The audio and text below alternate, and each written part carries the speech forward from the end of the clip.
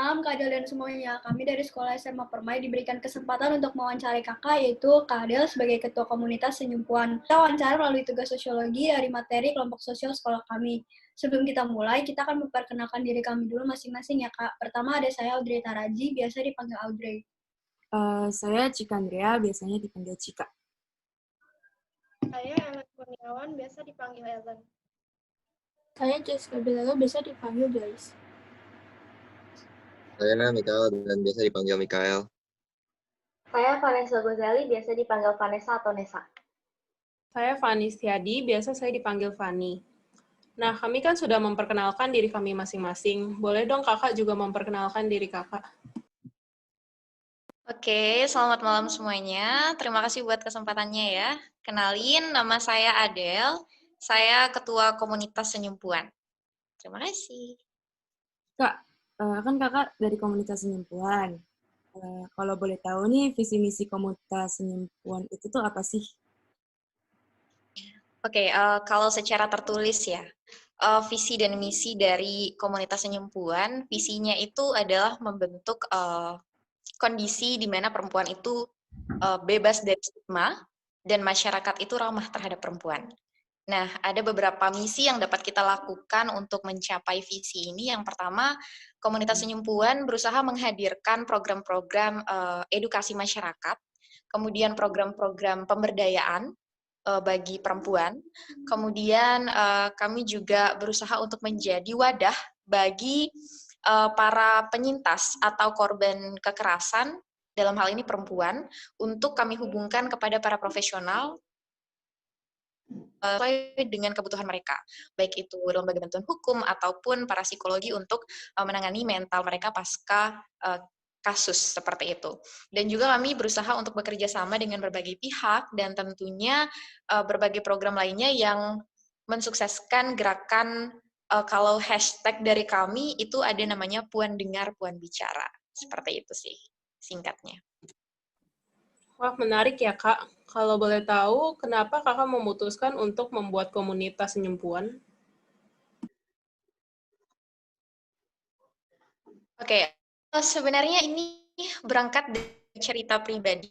Jadi banyak sekali hal yang sangat personal bagi saya terjadi sejak saya masih SMA, darinya itu ketika saya SMA, di mana saya menemukan banyak sekali hal-hal yang mendiskriminasi antara saya dengan teman-teman laki-laki saya, di mana perempuan itu dianggap tidak mampu untuk memimpin dan lain sebagainya, sampai pada titik saya merasa bahwa ini sudah mengganggu kenyamanan saya sekali. Kemudian saya berusaha untuk speak up di sosial media, dan ternyata ketika saya mulai berbicara di sosial media, banyak sekali orang-orang di sekitar saya yang ternyata mengalami hal serupa, bahkan mungkin bisa saya katakan lebih buruk ya kondisinya daripada apa yang saya alami.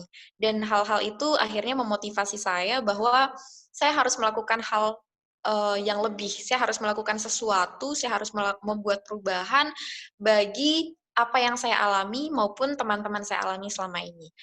Dan dari pengalaman-pengalaman pribadi itulah akhirnya saya memutuskan untuk sepertinya saya harus membentuk sebuah komunitas dan lahirlah Senyum Puan. Seperti itu sih. Wah, niat kakak bagus banget nih. Kalau boleh tahu nih ya kak, komunitas Senyum Puan ini berdomisili di mana sih kak? Kalau untuk basis komunitas kami itu ada di Nusa Tenggara Barat. Gitu. Apakah komunitas Senyum Puan termasuk dalam gerakan feminisme? Oke, menarik ya pertanyaannya. Sebelum kita memutuskan apakah komunitas ini merupakan gerakan feminisme atau tidak, yang perlu teman-teman pahami adalah apa sih itu gerakan feminisme, gitu kan? Jadi kalau misalnya kita ingin mendefinisikan gerakan feminisme secara singkat, kita bisa definisikan feminisme itu sebagai suatu bentuk usaha untuk mencapai kesetaraan. Kenapa kita butuh kesetaraan? Karena memang di sini ada pihak-pihak tertentu yang didiskreditkan istilahnya, atau yang didiskriminasi, yang mendapatkan perilaku diskriminasi dari stigma-stigma masyarakat.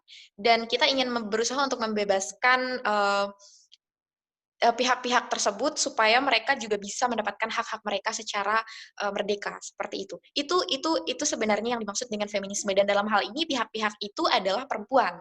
Nah, kalau misalnya kita gambarkan definisi feminisme seperti itu, maka komunitas senyumpuan adalah komunitas yang feminis. Karena pada dasarnya tujuan dari senyumpuan ini adalah untuk membebaskan perempuan-perempuan dari belenggu stigma masyarakat supaya kita bisa mendapatkan hak-hak kita. Tapi kemudian kita lihat lebih jauh lagi. Feminisme itu sangat luas.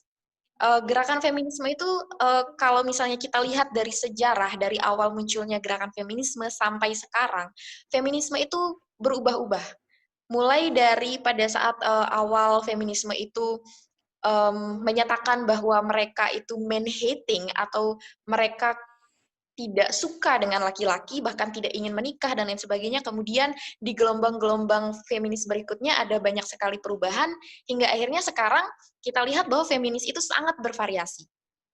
Jadi kalau misalnya kita katakan komunitas senyumpuan itu feminis aliran mana? Nah, kalau seperti itu baru akan banyak sekali jawaban-jawaban di dalamnya. Tapi kalau misalnya kita sekadar lihat dari definisi feminisme sebagai gerakan untuk mencapai kesetaraan, maka kita adalah feminis. Tapi yang perlu kita perhatikan adalah agenda-agenda feminis mana yang kita ikuti.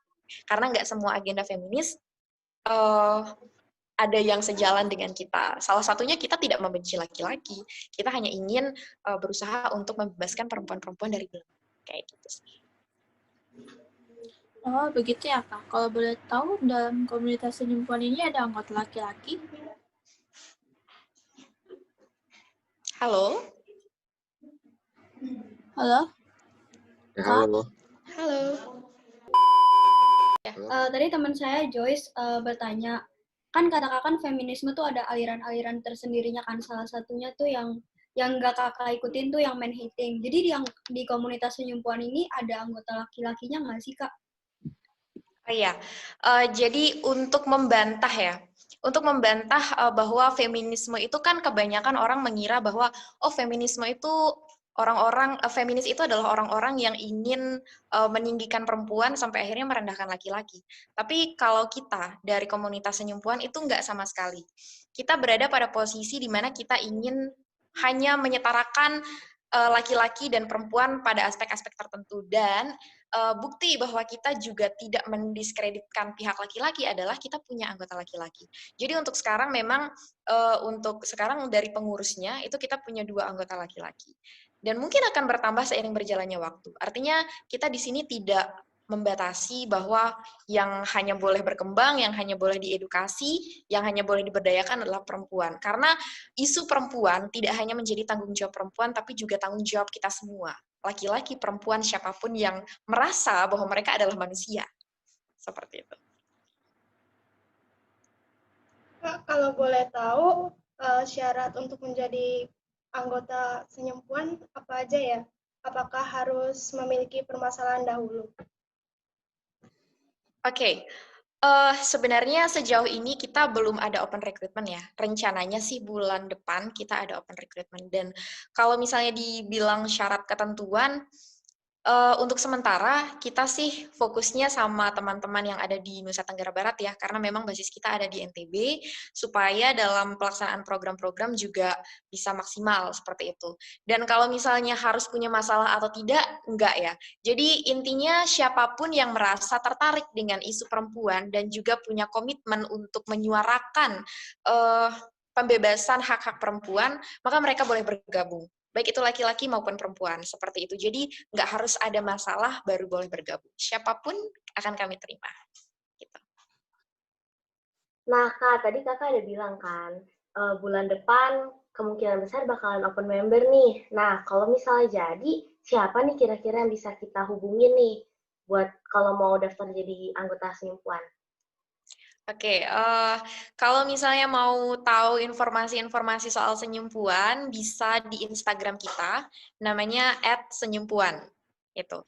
Jadi di sana nanti bakalan diupdate semua informasi soal senyumpuan termasuk edukasi-edukasi karena di Instagram kami nggak hanya soal informasi komunitas ya, tapi kami juga di sana mengedukasi masyarakat luas melalui sosial media. Jadi di sana kita bisa akses nanti berbagai pengetahuan-pengetahuan baru, insight-insight baru yang perlu kita ketahui tentang perempuan. Kak, selain Instagram, sebenarnya Senyumpuan itu ada media sosial lainnya nggak sih selain Instagram gitu? Oke, untuk sementara nggak ada ya. Untuk sementara sosial media kita hanya fokus di Instagram aja. Tapi memang untuk kedepannya kita ada beberapa program yang mungkin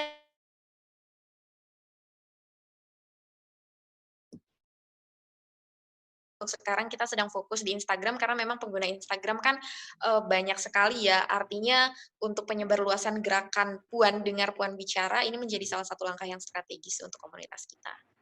Gitu.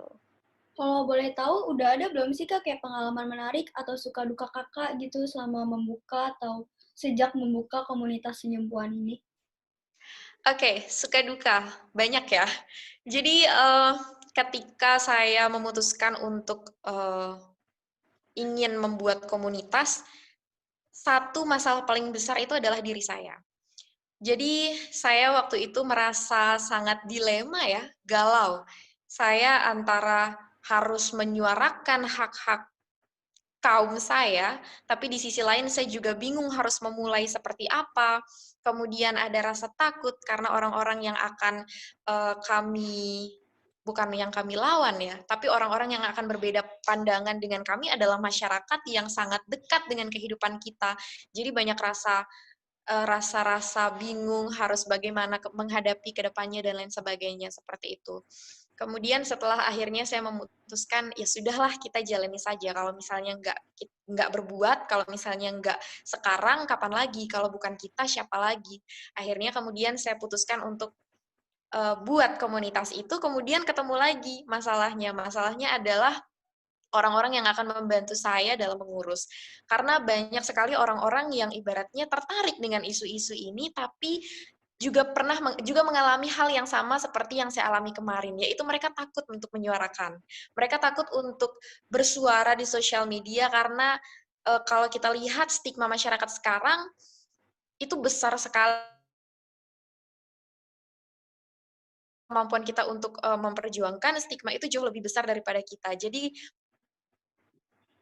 istilahnya serangan yang berpotensi kita dapatkan itu besar sekali. Jadi ketika saya mengajak beberapa orang untuk menjadi pengurus, kendalanya di sana. Ada banyak orang yang tertarik, tapi tidak banyak orang yang berani untuk ikut bersama-sama dengan saya menyuarakan hak-hak perempuan. Kayak gitu sih. Dan memang dalam perjalanan sampai sekarang, tentunya kalau untuk untuk orang yang kontra dengan komunitas, mungkin belum ada ya, mungkin belum kelihatan. Tapi orang-orang yang kontra dengan pemikiran-pemikiran kami yang ada di komunitas, bagaimana kami memandang suatu permasalahan, itu banyak sekali. Artinya ke depannya ketika program-program Senyumpuan akan berjalan, tidak kami pungkiri bahwa pro kontra itu akan banyak sekali dari masyarakat kepada komunitas kami. Seperti itu. Kalau boleh tahu, Kak, kira-kira ada pengalaman menarik nggak setelah atau saat proses pembentukan komunitas Senyumpuan ini? Pengalaman menarik ya. Sebenarnya pengalaman yang menarik adalah prosesnya itu sendiri ya. Proses bagaimana saya bisa meyakinkan diri saya untuk akhirnya memilih untuk ya sudah kita jalani saja. Kemudian bagaimana susah payahnya saya menemukan orang-orang yang akan menjadi pengurus, sampai akhirnya saya juga menerima banyak dukungan dari banyak pihak untuk ayo kita sama-sama gitu. Walaupun banyak juga yang takut ya, dan terutama ketika saya menemukan pengurus-pengurus laki-laki yang menurut saya luar biasa sekali ketika ada teman saya yang berbeda jenis kelamin dengan saya, tapi kemudian mereka juga sangat concern dengan isu yang sedang kita perjuangkan. Itu sih salah satu hal yang menurut saya luar biasa sekali sih dalam proses pembentukan ini. Bagaimana respon masyarakat mengenai komunitas Senyumpuan ini? Oke. Sejauh ini memang seperti yang saya katakan tadi, belum ada ya orang yang secara gamblang gitu, ibaratnya menentang keberadaan senyumpuan itu belum ada.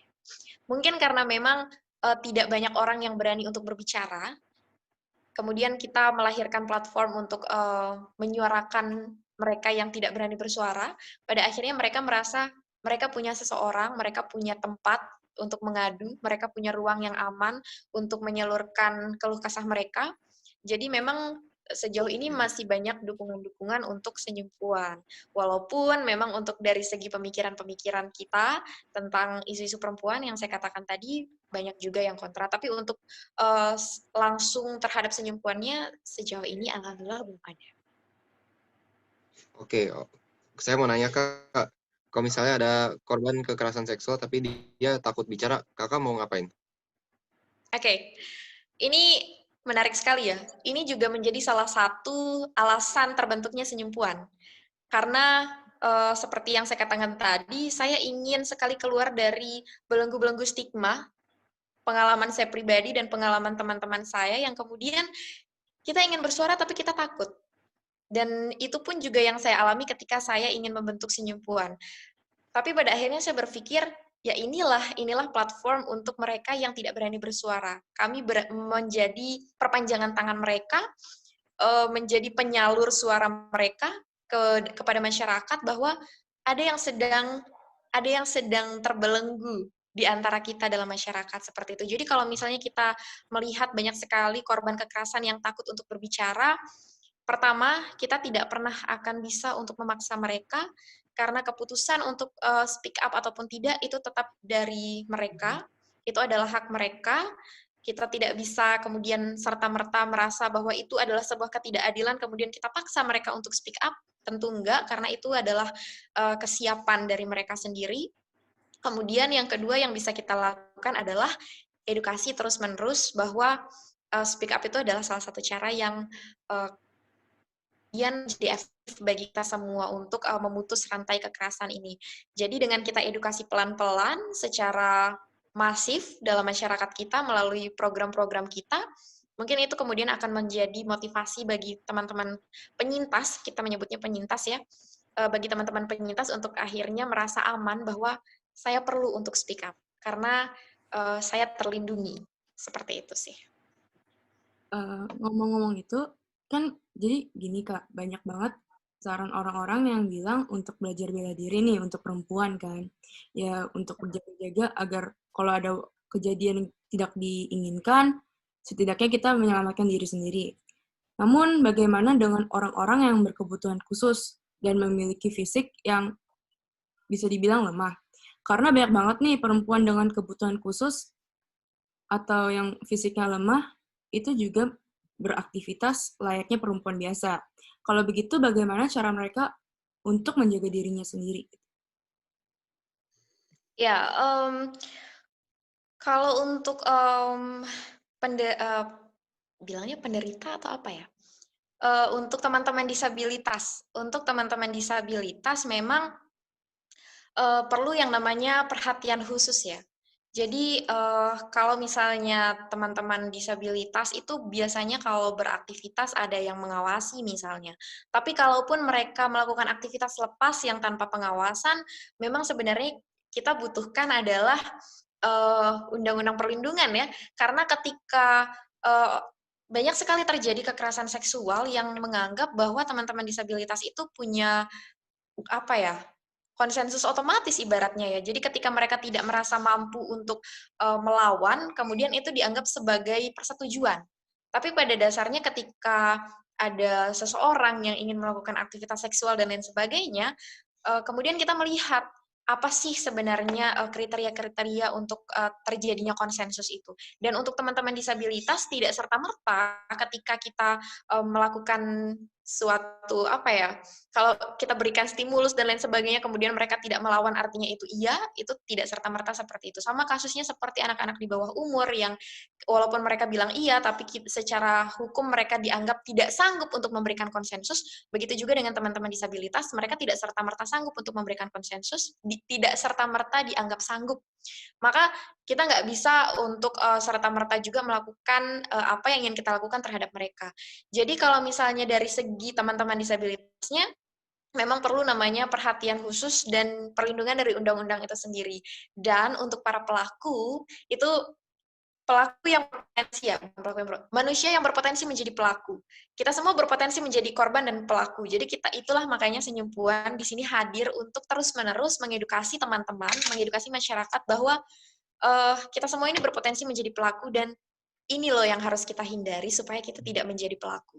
Karena kadang mungkin kita menganggap itu adalah suatu hal yang biasa, tapi sebenarnya itu sudah melanggar batasan-batasan mereka ya, terutama teman-teman disabilitas yang mungkin terbatas kemampuannya untuk memberikan konsensus. Seperti itu.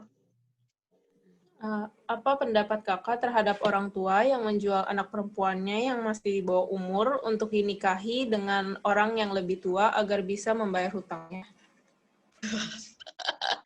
Kompleks ya. Oke, kita bedah masalahnya. Orang tua yang memaksa anaknya untuk menikah di bawah umur untuk membayar hutang. Itu kesalahan orang tuanya ada 3. Kesalahan pertama adalah orang tuanya memaksakan pernikahan. Artinya, si anak menjadi terikat bukan karena keputusannya secara merdeka, tapi hasil paksaan. Dan itu artinya sudah melanggar hak si anak dong untuk memilih apakah ia akan menikah atau tidak. Kemudian kesalahan kedua adalah sudah dipaksa menikahnya di saat usianya belum legal. Artinya di sini ada regulasi yang dilanggar. Ini sudah jelas ya. Karena kesiapan anak untuk menikah itu kan tidak hanya dari segi finansial ya. Mungkin mikirnya, oh suaminya kan kaya nih, jadi anaknya oke-oke aja. Tapi kan masih banyak lagi pertimbangan-pertimbangan lain. Kesiapan fisik, kesiapan mental, dan lain sebagainya. Kemudian yang ketiga, kesalahan ketiga adalah intensi dari orang tua untuk menikahkan anak itu apa? Yaitu untuk membayar hutang. Jadi di sini posisi mungkin anaknya di sini perempuan misalnya. Posisi anak di sini dianggap sebagai barang yang artinya bisa diperjualbelikan. Artinya di sini bisa sebagai alat tukar. Anaknya dikasih, hutangnya lunas. Artinya di sini sudah ada pendiskreditan terhadap anak, membelenggu si anak, menganggap si anak itu adalah manusia kelas 2, yang artinya segala keputusannya, segala persetujuannya itu bukan diambil oleh dia sendiri, tapi ditentukan oleh orang lain. Seakan-akan hidupnya itu di bawah kontrol orang tuanya. Seperti itu kesalahan yang besar sekali menurut saya, dan saya nggak tahu ya untuk data seberapa banyak anak yang dinikahkan untuk membayar hutang. Saya kurang tahu, tapi memang untuk anak yang dinikahkan di bawah umur secara paksa itu memang banyak sekali terjadi di masyarakat kita. Dan ini menjadi PR besar bagi kita bahwa ini bukan sesuatu yang biasa-biasa saja, karena banyak sekali dampak-dampak yang kemudian akhirnya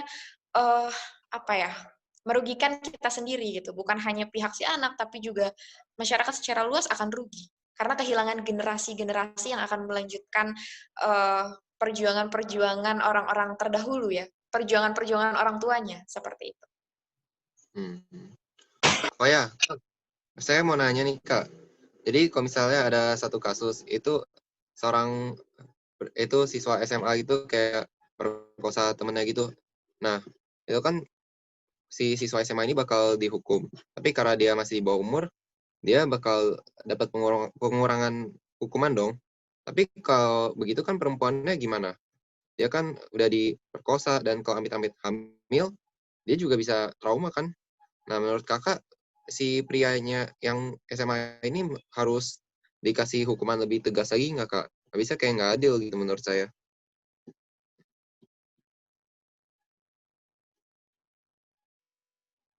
Oke. Iya ya. Jadi banyak sekali kasus yang terjadi di masyarakat kita, bahkan ketika saya SMA ya. Itu beberapa kali saya menemukan kasus di daerah saya di mana ketika laki-laki kemudian menghamili perempuan, terlepas dia konsen atau tidak, terlepas mereka setuju atau tidak untuk melakukan itu, kemudian perempuannya hamil, yang sedih, yang sangat menyedihkan hati saya adalah perempuannya dikeluarkan dari sekolah, kemudian laki-lakinya tetap diizinkan untuk melanjutkan ujian nasional. Artinya kesempatan ini sudah timpang sekali antara laki-laki dan perempuan. Seakan-akan hamil di luar nikah itu dianggap aib. Tapi perilaku laki-laki itu tidak dianggap aib. Kalau memang itu aib, maka dari awal, dari konsensus mereka itu aib.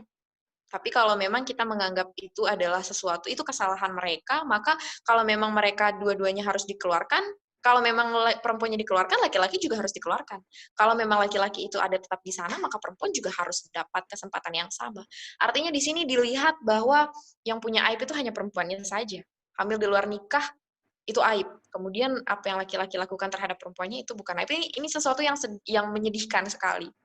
Dan tidak hanya soal anak-anak SMA ya, tapi usia-usia dewasa pun banyak hal-hal seperti itu terjadi. Dan memang kalau kita bilang regulasi kita sudah banyak sebenarnya. Produk hukum yang mengatur soal ini ya sudah banyak. Ada KUHP, pasal 287 dan sebagainya.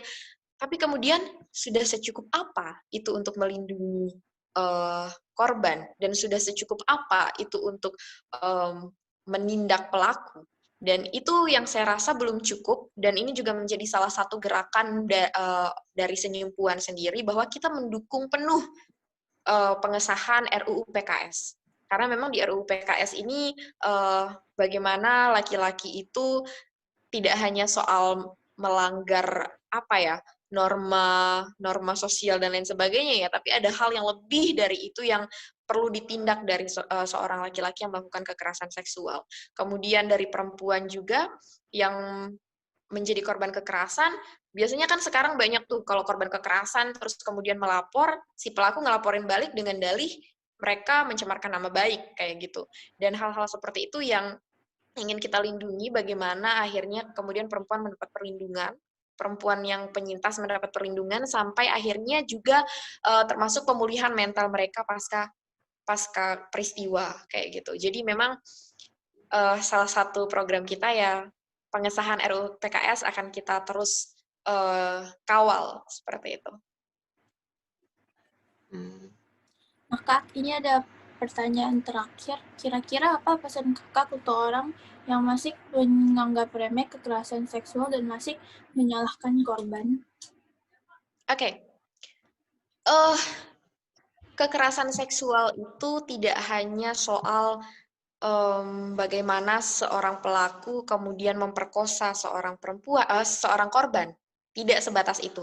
Kekerasan seksual itu luas sekali. Bahkan kalau kita lihat dari datanya Komnas Perempuan, ada 15 jenis kekerasan seksual. 15 bentuk kekerasan seksual yang ditemukan selama 13 atau 15 tahun terakhir. Bahkan termasuk catcalling. Kalau teman-teman adik-adik SMA lewat mungkin di depan kakak kelasnya atau dan lain sebagainya, kemudian ada panggilan-panggilan yang agak senonoh dan lain sebagainya, itu juga termasuk kekerasan seksual. Artinya di sini pertama yang harus kita lakukan adalah kita aware. Kita harus tahu apa sih kekerasan seksual itu. Kekerasan seksual itu nggak serta-merta hanya soal bersetubuh saja, tapi banyak hal lain gitu. Dan itu kenapa itu kemudian menjadi sangat berbahaya, karena memang itu tidak hanya mengganggu, tidak hanya bisa menyakiti fisik ya, tapi mental dan lain sebagainya. Kalau mental sudah terganggu, apa yang menjadi rusak adalah produktivitas kita dalam berkegiatan sehari-hari. Kalau produktivitas sudah terganggu, kemudian apa yang terjadi? Maka banyak sekali akan terjadi chaos dalam aspek-aspek berbangsa dan bernegara. Orang-orang yang berpendidikan, orang-orang yang ada di ranah ekonomi, yang ada di ranah politik, semuanya akan terganggu ketika produktivitas mereka juga terganggu. Seperti itu. Jadi itu yang perlu kita sadari, bahwa kekerasan seksual itu adalah sesuatu yang sangat berbahaya.